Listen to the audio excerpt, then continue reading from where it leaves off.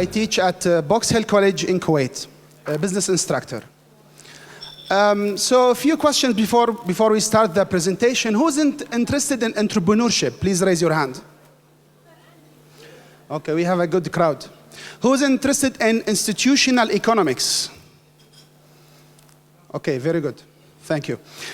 Today's topic, we are going to talk about towards a theoretical framework between opportunity entrepreneurship, institutions, and economic development. Maybe for those who are not an expert in this field, maybe they would say it's a little bit complicated.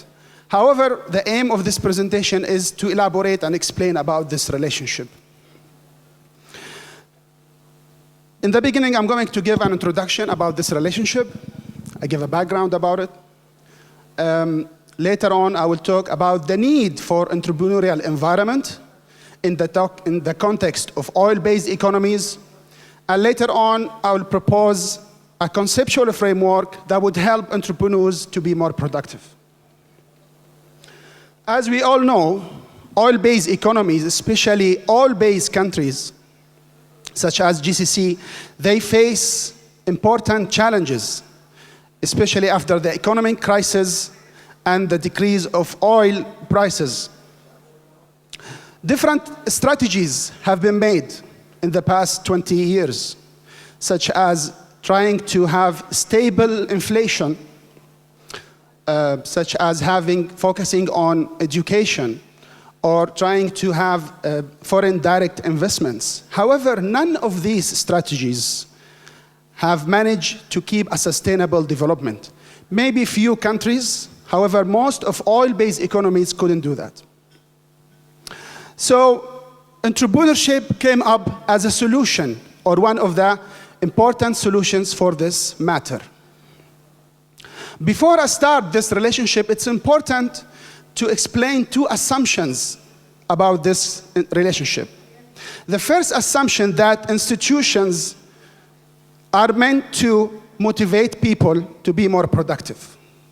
The second assumption is that knowledge is not directly has an impact on economic growth, in a sense that knowledge should go through different mechanisms in order to contribute to economic growth. One of these important mechanisms is entrepreneurship. But how is that so? Maybe you will ask me this question. Before I answer your question, some studies show a negative relationship between entrepreneurship and economic growth. That's because they take the definition of entrepreneurship from self-employment concept. And if we want to consider self-employment, we see there are higher rates in developing countries more than developed countries. But entrepreneurship is not about number of entrepreneurs. It's about the quality of entrepreneurs. How can entrepreneurship or entrepreneurs be more productive? Because most entrepreneurs that we see in developing countries are selling basic goods and products. You can see them in the corners of streets, such as fruits, vegetables, and so on. So what kind of entrepreneurship should we focus on in order to contribute significantly to economic growth? What we really are looking for, and this is a really important sentence, we are looking for innovative entrepreneurs who are motivated by business opportunities in the market. And they can bring the benefit of new knowledge to economic growth through new products and services. This type of entrepreneurs, I'm going to repeat this sentence, because if we agree on the definition, we can agree on the other things for the implication of this concept. We are focusing on innovative entrepreneurs who are motivated by the business opportunities in the market, and they can bring the benefit of new knowledge by offering new products and services. And I believe this is the core concept of knowledge economy. So maybe a good example about this is Apple and other technological companies, Amazon, Google, and so on. Apple, they managed in the past 20 years to increase their brand value from 60 billion to 600 billion. That's not a bad number. Sometimes it's bigger than GDP of other countries, of some developing countries. Economists, they consider, unfortunately, many economists, they did not consider entrepreneurship in their equations and in their theories. However, some economists, they consider entrepreneurship as a gap filler or input completer to the economy. So if we have an example, if we consider economic growth as a wall and it has some gaps in it, and there are some bricks that we need to fill in, those entrepreneurs are the ones who can do that. In other words, entrepreneurs, they combine different productive resources such as human capital, physical capital, technology change. They combine them together in order to add a value to the market. As a result, there is an increased buy of the economy through export and through adding value to the market. But someone will ask me a question. For example, what are you talking about? This is Steve Jobs. He was born in America, land of opportunities. We don't have this in other developing countries. And this is the aim of our study. The aim of our study is to develop an entrepreneurial environment that would encourage opportunity entrepreneurs to be more productive in the context of oil-based economies in order to have a sustainable and diversify the economy. What do you mean by entrepreneurial environment? Well, basically, it's about a combination of factors that would increase the productivity of entrepreneurs. These factors usually are coming through institutions. And here we classified institutions into formal and informal institutions. This classification is really important because the impact of formal institutions are really different from informal. What I mean by formal institutions, I mean laws and regulations that are imposed by government. And the purpose of formal institutions is to decrease the transaction cost and motivate entrepreneurs to be more productive. The other concept, informal institutions, we are talking about culture, social norms, and values. How is the country appreciate entrepreneurship and entrepreneurs, and how they can perceive about new innovations? And the purpose of informal institutions is to reduce the uncertainty between human interaction. So, unfortunately, most of the studies, they treat this distinction as a separation between them. However, in reality, we see there is an interaction. This interaction is a gap in many studies and in the literature. So what we meant, the main contribution that we tried to make by proposing this theoretical framework is to show some of these interactions between formal and informal institutions. To give you a simple example, as you can see from this picture, traffic laws. Ask yourself a question. Most of traffic laws worldwide are standard, except UK, maybe I guess, and maybe other some countries. I don't know why, but maybe you can tell me later.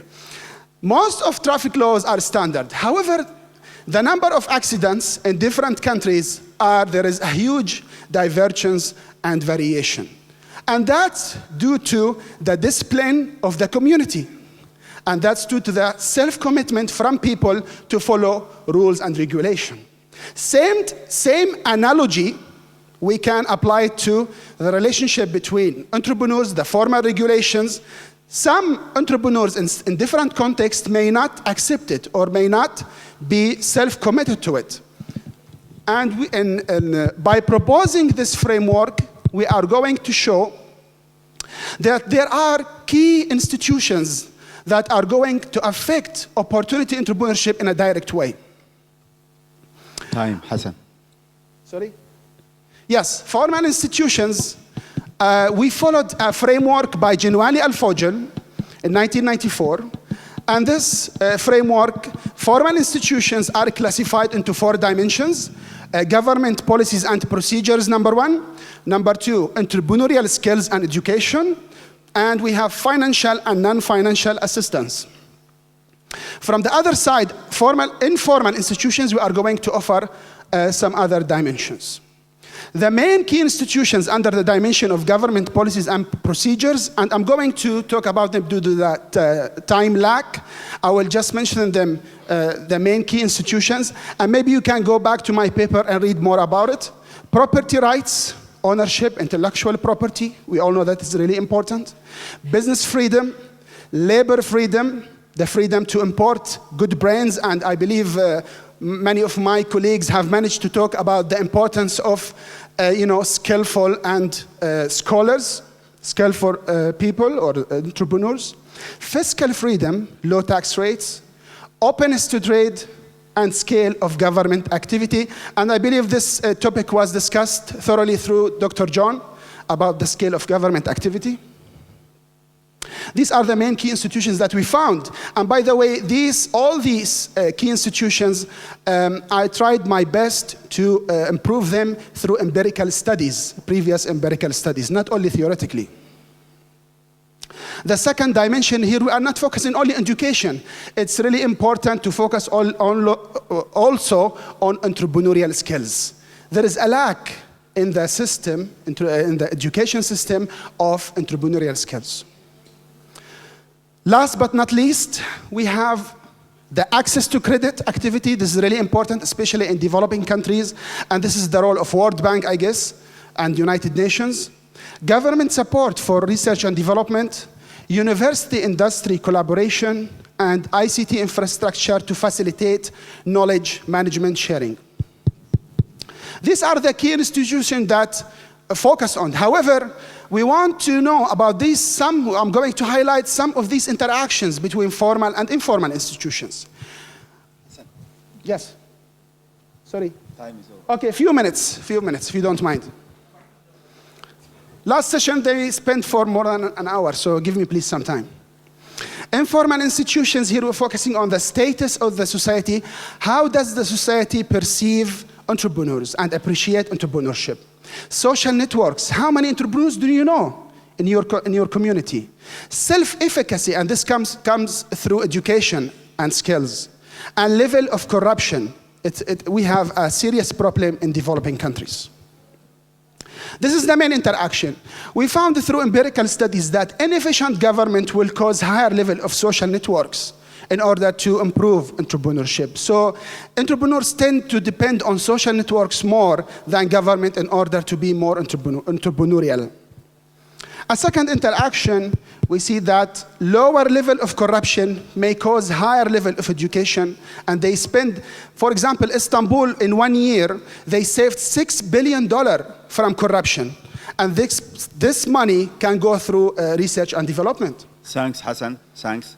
1 minute, I will finish. Hasan. I will finish 1 minute. Okay, you can go back to my paper and read more about this interaction.